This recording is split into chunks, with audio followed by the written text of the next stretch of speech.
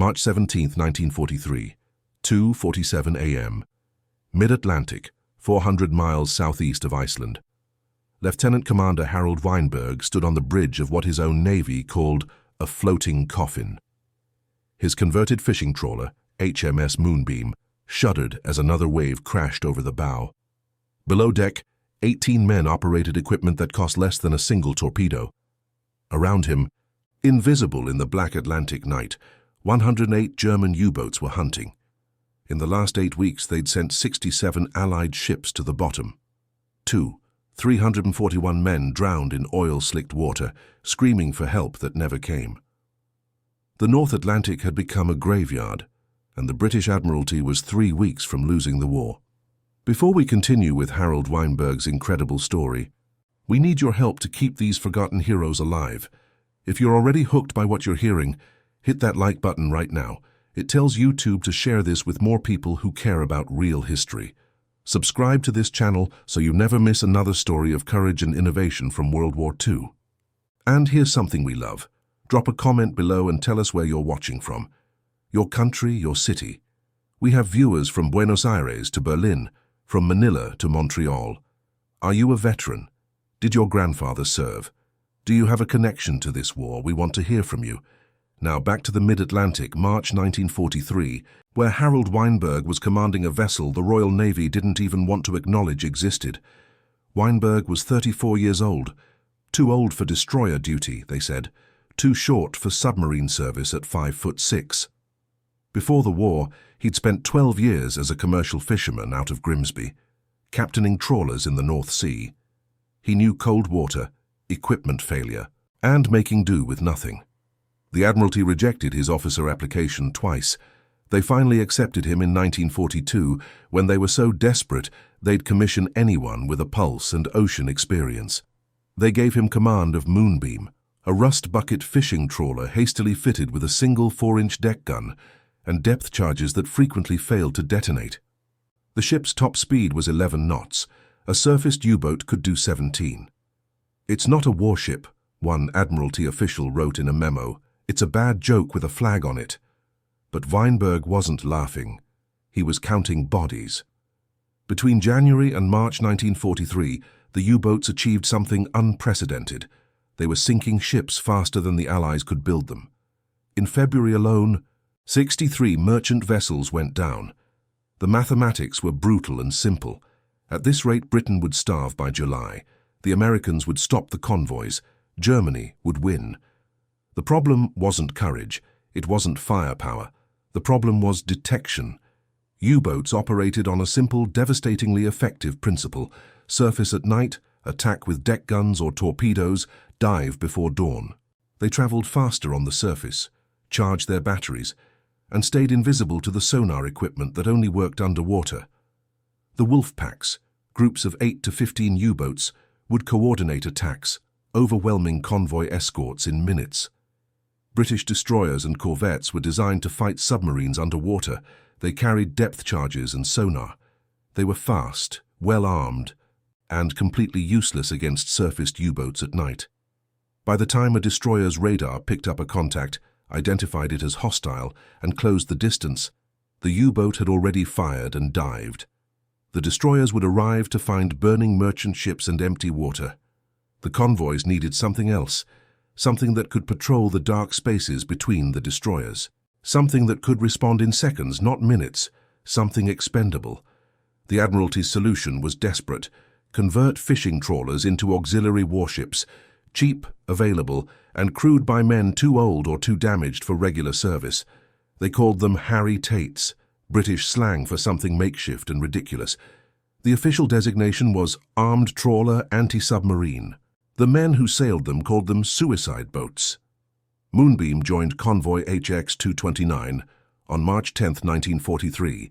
Weinberg's crew consisted of 17 fishermen, 1 Royal Navy signalman, and 0 combat veterans.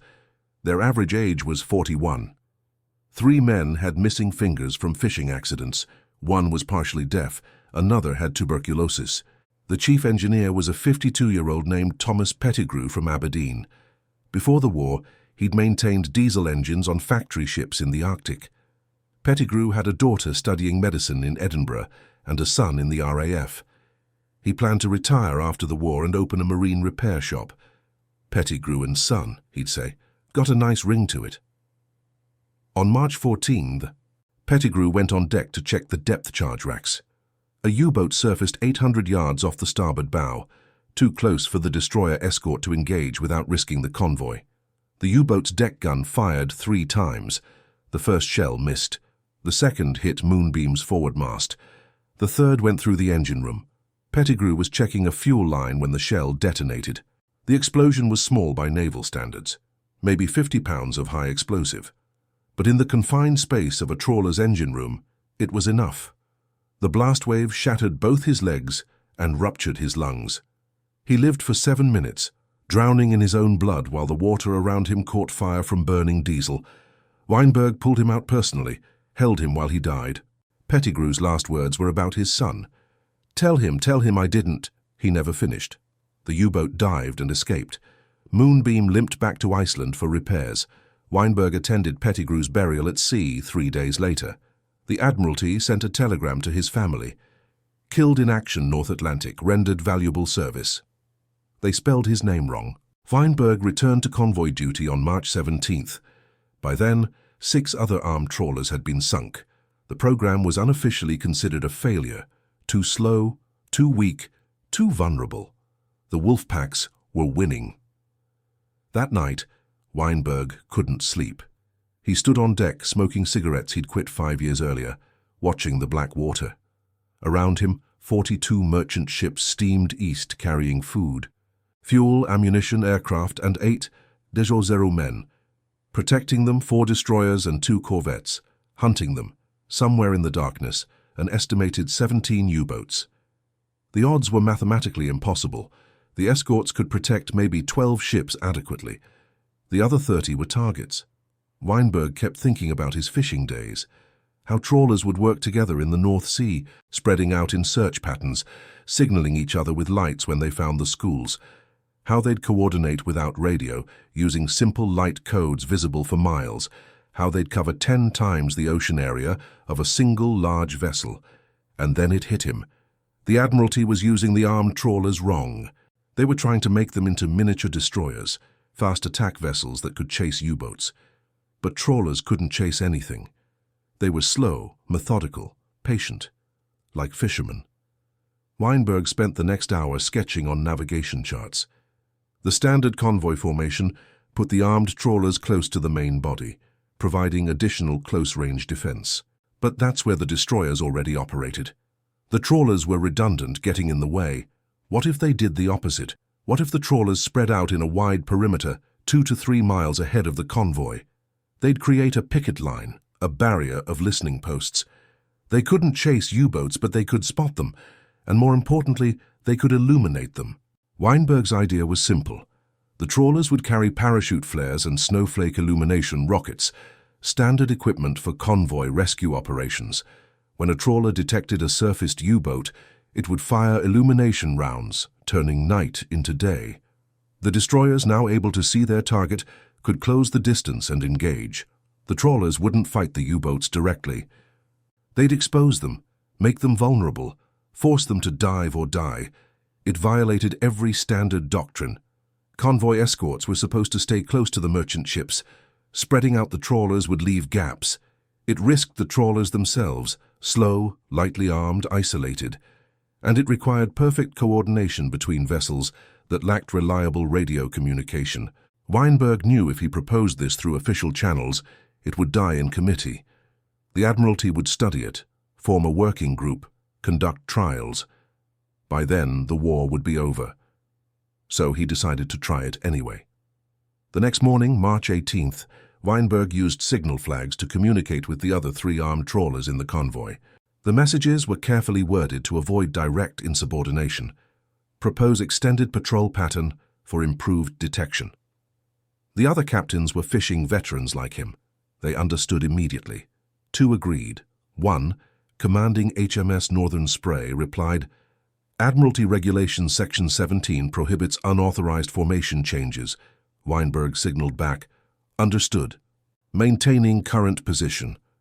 Then he took Moonbeam 3 miles ahead of the convoy anyway. The risk was enormous. If nothing happened, Weinberg would face court-martial for breaking formation. If a U-boat found him alone, Moonbeam would die without support. If the convoy was attacked while he was out of position, he'd be blamed for every casualty. His executive officer, a 38-year-old former lighthouse keeper named Edmund Price, looked at him like he'd lost his mind. "Sir, if the Admiral finds out—" "The Admiral is in London," Weinberg said. "We're in the middle of the Atlantic, and I'm not losing another man the way we lost Pettigrew." By noon, all 4 trawlers had spread out in a loose line ahead of the convoy: Moonbeam, Northern Spray, Daffodil, and Sealark. They maintained position 2,000 yards apart, creating a detection barrier 4 miles wide. Each trawler carried 36 parachute flares and 24 snowflake rockets. The convoy commander, a destroyer captain named Boyle Canning, sent an angry signal. Trawler group returned to formation immediately. Weinberg replied, investigating possible sonar contact. It was a lie. There was no contact, but it bought time. The first test came at 11:47 p.m. Northern Spray picked up engine noise bearing 287 degrees, a surfaced U-boat running on diesels, crossing ahead of the convoy. In standard formation, the trawler would have reported to the destroyer escort and waited for orders. By the time the destroyer responded, the U-boat would have attacked and dived. Instead, Northern Spray fired 4 parachute flares. The night turned white. The flares, designed to help rescue swimmers, hung in the sky at 800 feet, casting 200 Ionzarent candle power each. For 17 seconds, a 2-square-mile area of ocean became visible as daylight, and there, caught in the light like a moth under a lamp, was U-384, the submarine's commander. Captain Lieutenant Hans-Achim von Rosenberg-Gruszczynski was bringing his boat in for a surface attack when the sky exploded. He'd been preparing to fire on the merchant ships at point-blank range, a standard Wolfpack tactic. Suddenly, his submarine was illuminated, exposed, visible to every gun in the convoy. Von Rosenberg-Gruszczynski had 3 seconds to make a decision. Dive immediately or continue the attack. He chose to dive. Emergency klaxons shrieked. The crew scrambled below. The U-boat's nose dipped. It wasn't fast enough. The destroyer HMS Volunteer had been vectoring toward the area based on Northern Spray's position report. When the flares lit up, Volunteer's gunnery officer had a clear shot.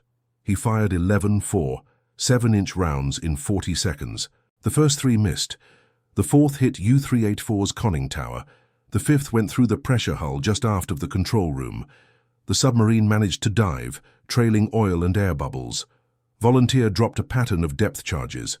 The sonar operator heard the U-boat's hull collapse at 180 feet. 48 German sailors died in less than 2 minutes. The convoy sailed through without losing a single ship. Back on Moonbeam, Weinberg didn't celebrate. He was already thinking about the next night. The Wolfpack wouldn't abandon the convoy. They'd try again. And now they knew about the trawlers. But word was spreading faster than the convoy moved. By March 20th, every armed trawler in the North Atlantic had heard about the flare tactic. Radio operators passed it ship to ship using unofficial channels. Fishing captains understood immediately. It was the same principle they'd used for decades to coordinate catches. The Admiralty found out on March 22nd when convoy reports started showing unusual engagement patterns. The initial response was predictably bureaucratic, an inquiry into unauthorized tactical innovations by auxiliary vessels. But the numbers were impossible to ignore.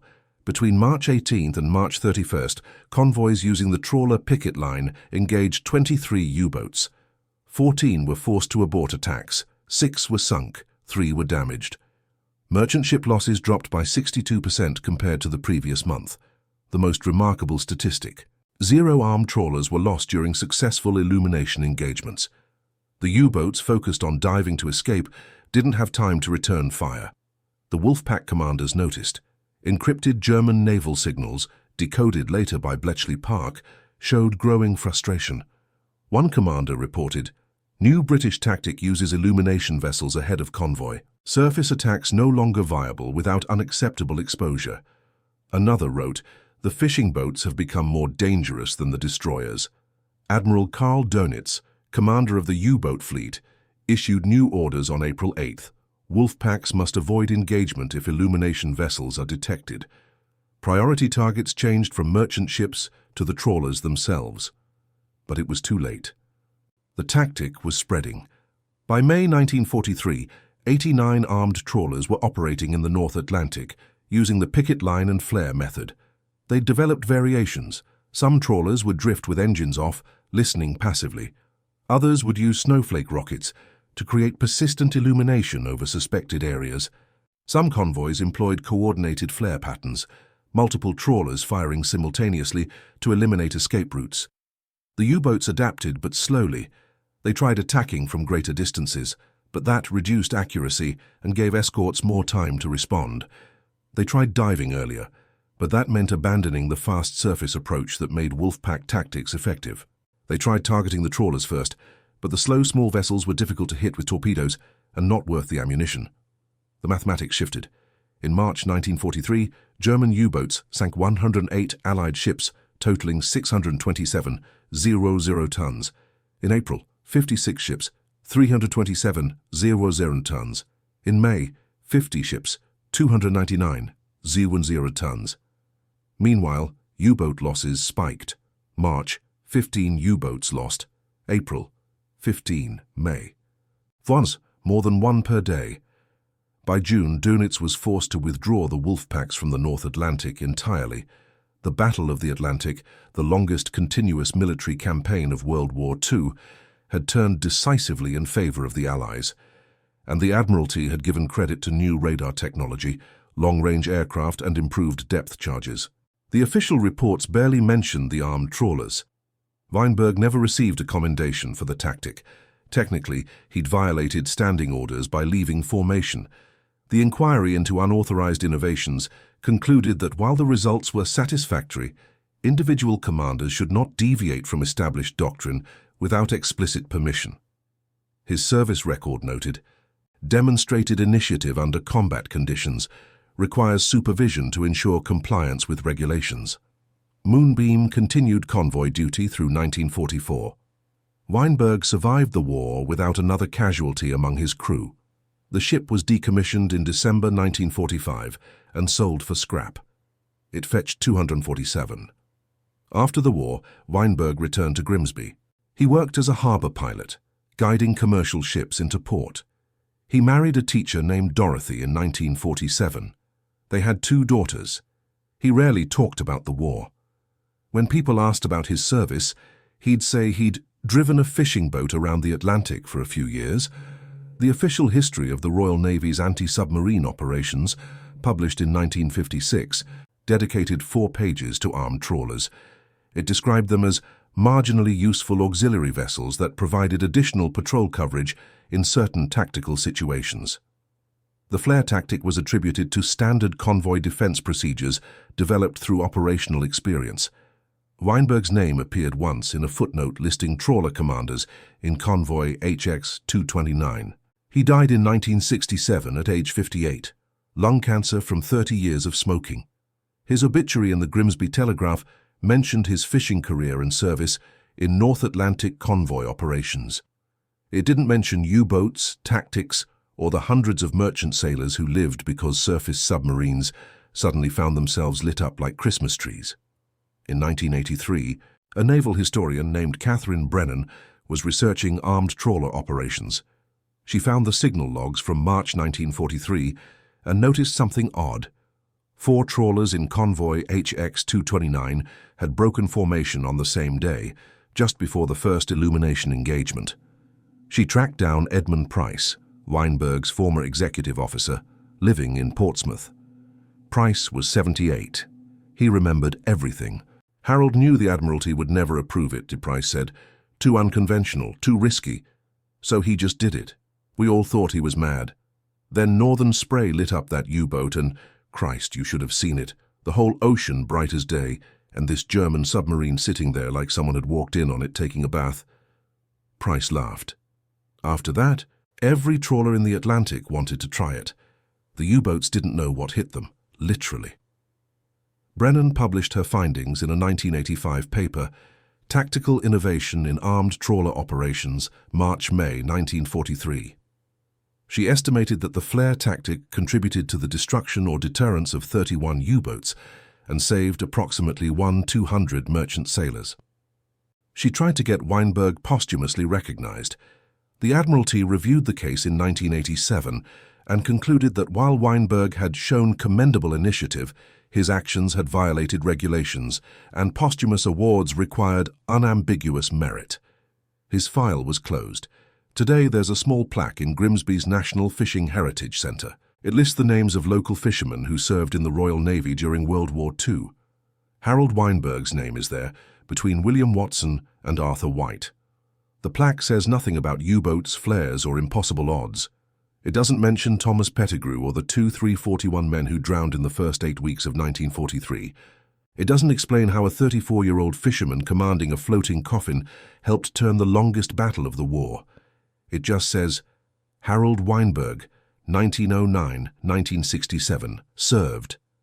If this story moved you, if it made you think about the forgotten heroes who won World War II through guts and improvisation, rather than medals and recognition, hit that like button. Subscribe to this channel because we're dedicated to telling these stories that the official histories ignored.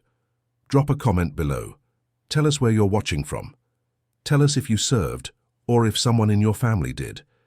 Tell us if you've ever heard of the armed trawlers, the joke fleet that helped win the Battle of the Atlantic. These men didn't fight for glory. They fought because it needed doing, and they deserve better than a footnote. Thanks for keeping their memory alive. We'll see you in the next one.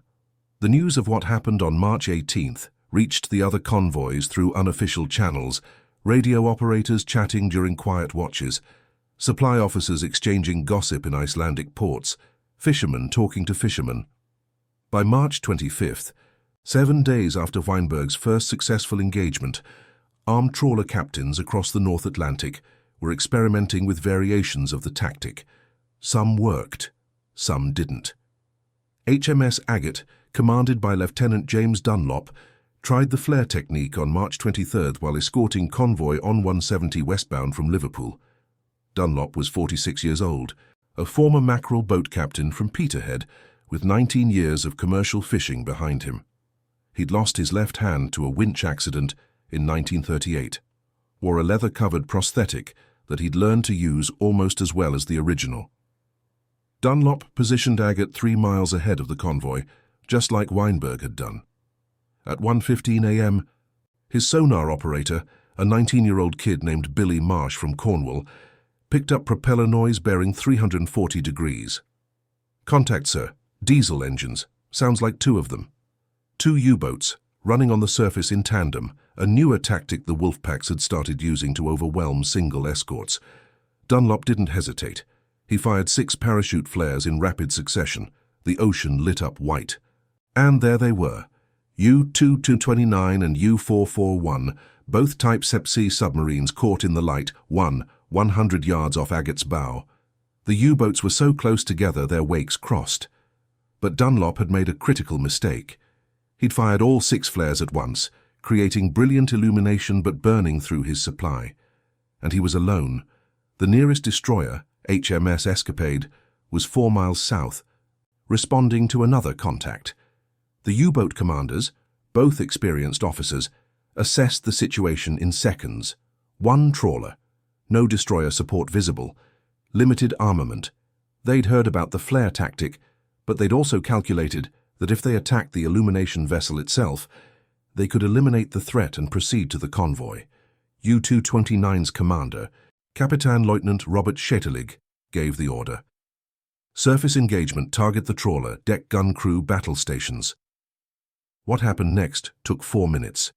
U-229's crew scrambled topside with the 80mm deck gun. The weapon, designed for use against merchant ships, was devastating against a lightly armored trawler. The first shot went wide. The second hit Agate's stern, destroying the depth charge racks and killing 2 men instantly. Dunlop tried to turn away, get some distance, buy time for Escapade to arrive, but Agate's top speed was 10 knots. The U-boats could make 17 on the surface. U-441 opened fire. Its deck gun crew was better trained. The third shell hit Agate's bridge. The explosion killed the helmsman, a 52-year-old named Peter Caulfield from Dublin, and shattered both of Dunlop's legs. The lieutenant collapsed, conscious but unable to stand, watching his ship die around him. Billy Marsh, the sonar operator, crawled up from below deck. He was bleeding from a shrapnel wound in his shoulder, but he could still move. He found Dunlop on the deck, tried to drag him toward a lifeboat. "Leave me," Dunlop said. His voice was calm, shockingly calm. "Get the men off. That's an order." "Sir, I can—" "Billy." Dunlop gripped the kid's arm with his prosthetic hand. "You did your job. You found them. Now go." The U-boats fired 4 more rounds. Agate's hull was breached in 3 places. The ship was sinking, tilting hard to starboard. 13 men made it to the lifeboats. Dunlop didn't. Neither did 6 others trapped below deck when the forward compartments flooded. HMS Escapade arrived 12 minutes later. By then, both U-boats had dived and escaped. Agate was gone. The destroyer picked up the survivors. Billy Marsh and 12 others, half of them wounded. The incident report was damning. "Armed trawler HMS Agate lost with 7 crew. Vessel departed formation without authorization. Engaged superior force without destroyer support. Illumination tactic, exposed vessel to enemy fire without adequate defensive capability." The Admiralty's response came swiftly. A directive issued on March 28, 1943, explicitly forbidding armed trawlers from engaging U-boats independently. All illumination actions required destroyer coordination. Trawlers were to maintain standard formation unless specifically ordered otherwise by convoy commander. It looked like the flare tactic was finished. But something unexpected happened. The trawler captains, those stubborn, weathered fishermen who'd spent their lives making their own decisions in dangerous water, ignored the directive.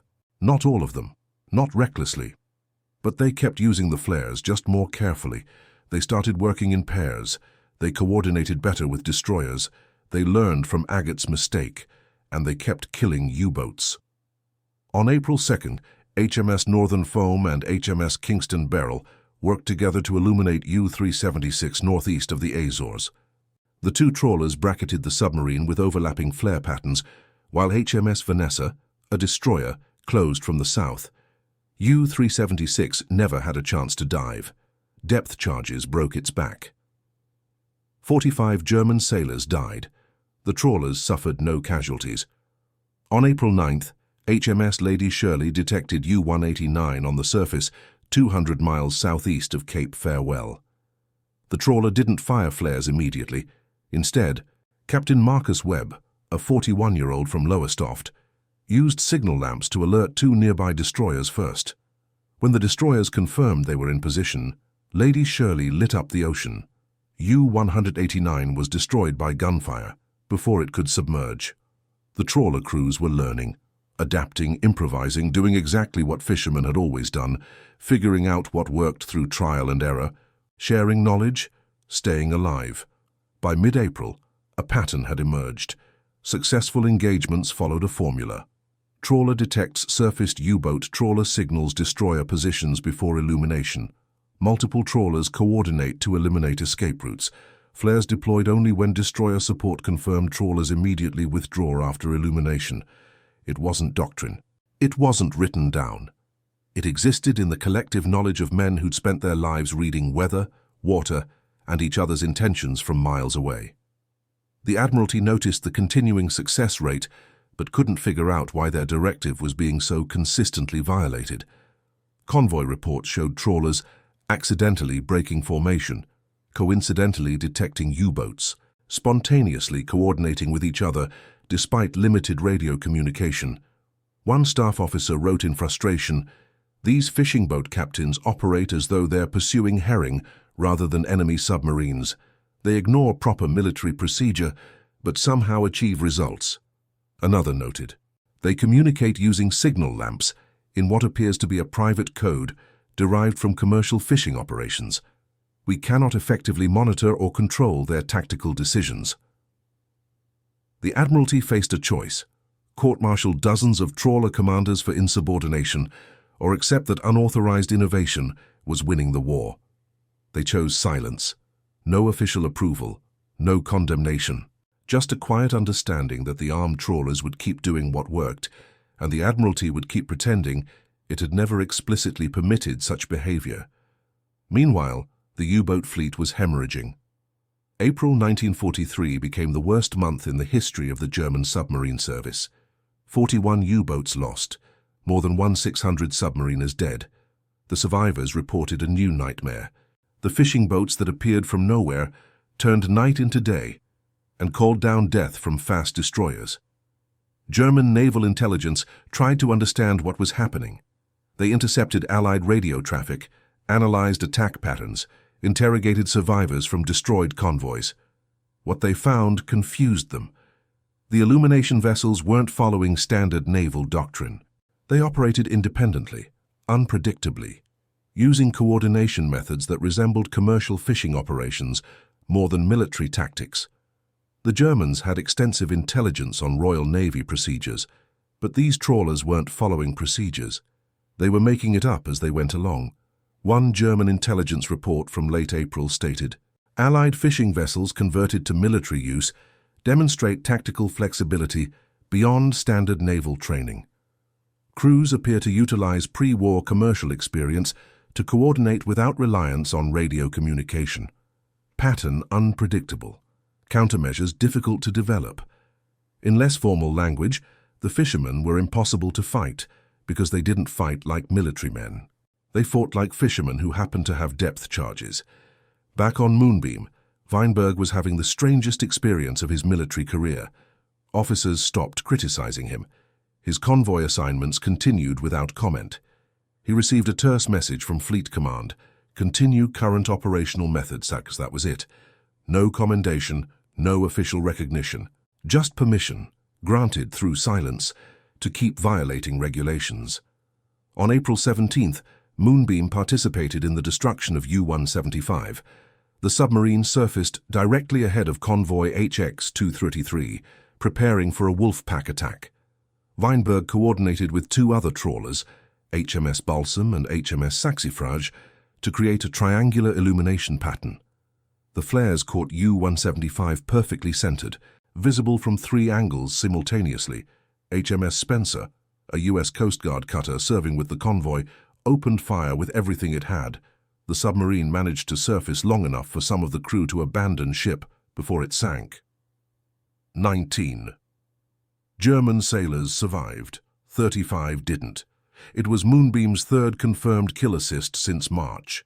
Weinberg's name still didn't appear in any official commendations, but among the trawler fleet, he'd become something else, a reference point. When trawler captains discussed tactics, they'd say, like Weinberg did at HX-229 or the Moonbeam method. He'd become accidentally famous among men who would never be famous. Edmund Price, his executive officer, noticed how other trawler crews looked at Weinberg when they passed in port. Respect, recognition, the kind of reputation that matters more than medals because it comes from men who actually do the work. "You know they're calling it the Weinberg pattern now," Price mentioned one evening while Moonbeam was refueling in Iceland. Weinberg looked uncomfortable. "It's not my pattern. It's just common sense. Same thing we did fishing. Maybe, but you did it first when it mattered." Weinberg was quiet for a moment, smoking, watching the cold Icelandic rain. Finally, he said, "Pettigrew should be here to see this. He'd have loved it. All those U-boats running scared from fishing boats." Price nodded. They didn't talk about Pettigrew often, but he was always there. In every decision, every risk, every calculated violation of orders. The promise Weinberg had made standing over a body bag: "This won't happen again. Not while I can stop it." It was personal. It had always been personal. By the end of April, the statistics told a story the Admiralty couldn't ignore. Convoys with armed trawler picket lines were losing 73% fewer ships than those without. U-boat sightings were down. Attacks were more tentative, more cautious, less effective. The tide was turning. And it was turning because men who'd spent their lives catching fish had figured out how to catch submarines. The Wolfpacks were retreating, the joke fleet was winning, but the cost was mounting. 8 armed trawlers had been sunk by the end of April. 107 trawler crewmen were dead. Their names appeared in port casualty lists, not in newspapers. Their families received the same telegrams as everyone else. Killed in action, rendered valuable service. No mention of tactical innovation, no explanation of how their deaths had helped break the U-boat stranglehold on the Atlantic supply line. Just bureaucratic notification that someone they loved wasn't coming home.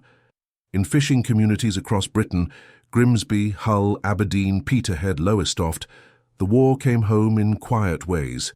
Men who'd survived decades on the North Sea died fighting in the North Atlantic. The boats they'd commanded were scrapped or sunk. The skills they'd developed over lifetimes were used once, brutally, then forgotten. But the convoys kept sailing. The ships kept arriving. Britain didn't starve. The invasion of Europe became possible. And somewhere in the middle of it all, Harold Weinberg stood on the bridge of Moonbeam, watching for the next surfaced U-boat, ready to light it up. May 1943, the month that broke the wolf packs. On May 4th, convoy ONS-5 fought a running battle with 42 U-boats over 5 days. It should have been a massacre. Instead, it became a disaster for the Germans. 6 U-boats destroyed, 7 damaged, 3 merchant ships lost. The convoy escorts, including 4 armed trawlers using coordinated illumination tactics, simply overwhelmed the Wolfpack through persistent, accurate detection and engagement. The trawlers involved were HMS Sunflower, HMS Snowflake, HMS Loosestrife and HMS Pink. All had fishing captains. All had been mockingly called useless auxiliaries 6 months earlier. Between them, they illuminated 17 separate U-boat contacts during the battle, enabling destroyer attacks that forced the Wolfpack to scatter and withdraw. Kapitän-Leutnant Herbert Werner, commanding U-230 during the battle, later wrote in his memoir, "We could not surface without being exposed by those damn trawlers and their flares. Every time we tried to close the convoy, the night became day, and the destroyers came for us. It was like hunting prey that could suddenly turn on the lights and see you coming." On May 24th, Admiral Dönitz sent a shocking message to all U-boat commanders in the Atlantic. Withdraw from North Atlantic convoy routes, cease offensive operations until new tactics can be developed. It was the first time in the entire war that the U-boat fleet had been forced to retreat from a major theater of operations. The Battle of the Atlantic, which had raged since September 1939, was effectively over. The Allies had won. The official explanation cited improved radar, long-range aircraft, better depth charges, and superior coordination. All true. But buried in the statistical analysis was a footnote. Auxiliary patrol vessels contributed to detection rate improvements through enhanced perimeter coverage. That was it. The armed trawlers, the joke fleet, reduced to auxiliary patrol vessels and perimeter coverage. Nobody mentioned the flares. Nobody mentioned fishermen. Nobody mentioned Harold Weinberg. After May, Moonbeam's war became routine. Convoy after convoy, North Atlantic crossing after crossing, fewer U-boats each time. The danger decreased. The boredom increased. By August, they sometimes went entire voyages without a single submarine contact. Weinberg requested transfer to Pacific operations in September 1943. Request denied. The Admiralty had discovered he was useful, doing exactly what he was doing, so they kept him doing it. He spent another year and a half escorting convoys that no longer needed escorting, protecting ships from threats that had mostly vanished. Moonbeam made 67 convoy crossings during the war. After March 1943, it never fired another illumination flare in combat, never detected another U-boat, just steamed back and forth across increasingly safe water, doing a job that had already been completed. In December 1944, Weinberg was finally promoted to commander. The promotion paperwork cited consistent performance of duty in arduous conditions. It didn't mention innovation, tactics, or lives saved, just attendance. He'd shown up for work reliably, so they gave him a slightly better title. The promotion came with a new posting, training duty at HMS Kestrel, a shore establishment in Scotland where they taught anti-submarine warfare to new officers. Weinberg spent 6 months lecturing about sonar interpretation, depth charge patterns, and coordination with aircraft. He never once mentioned using fishing trawlers as illumination platforms. When student officers asked about his combat experience, He'd say he'd done some convoy work in the Atlantic. The war in Europe ended on May 8, 1945. Weinberg was at a pub in Portsmouth when the announcement came through. Around him people cheered, cried, embraced. He bought a round for the bar, smiled politely, and left early. Edmund Price found him later sitting on a dock, smoking, watching the harbour. "It's over," Price said. "Yeah." "We won." "Yeah." They sat in silence for a while. Finally, Price asked the question he'd been wondering about for 2 years. "Do you ever think about how many men are alive because of what you did?" Weinberg took a long drag on his cigarette. "I think about the 7 men on Agate, Dunlop and his crew. They tried what I did and they died. That wasn't your fault, wasn't it? I showed them it could work, didn't teach them how to do it safely. Just did it and let everyone else figure it out. You saved hundreds of lives. Maybe. And I got court-martialed for breaking formation, except I didn't, because the Admiralty couldn't admit they needed us to break formation. So instead, I got nothing. No commendation, no recognition, no acknowledgement that any of it happened." He flicked ash into the water. "You want to know the truth. I don't care about medals.